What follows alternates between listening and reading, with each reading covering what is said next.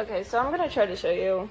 This is it. I'm not connected to my computer right now because my computer's being weird, but this is this. This works for me. Except you'd have to click on one of these to actually click on something. You can't press down on this to click, just so you know. I'm not sure what that does, but so when I'm doing Photoshop and I want to do like Cert Z to undo something, sometimes that gesture's a little awkward.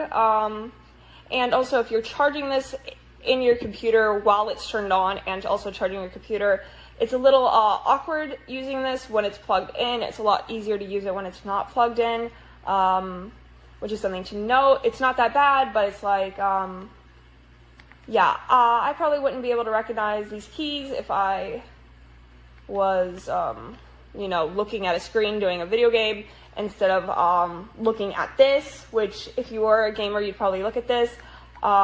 And they're not that bad, actually. I might have been a little dramatic in my review, so I might edit that before I publish it, but yeah, it's not bad. It definitely works for me, but it's kind of slow to want to like actually type something in, slower than I'm used to with that, but that might just be a used to sort of thing.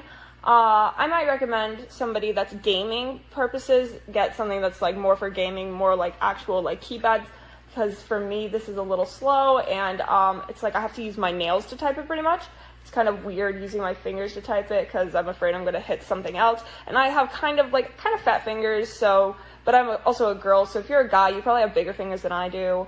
Yeah, that's just what I wanted to note it for my purposes. I think it works great.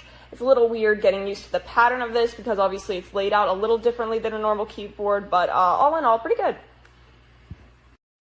So I like to use this device with my Steam Deck with certain games because I primarily use my Xbox controller, but for certain games, the controller will not turn it on. As you can see, I have the controller right here, and it will not activate this game for some reason because some games still require a PC input.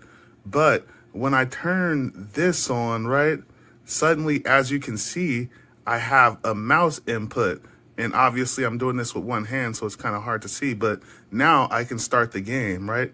Basically, what this thing does on the Steam Deck is it gives you a portable keyboard and mouse. And I'm not saying to play your game with this, but it's a great tool when you're using the Steam Deck.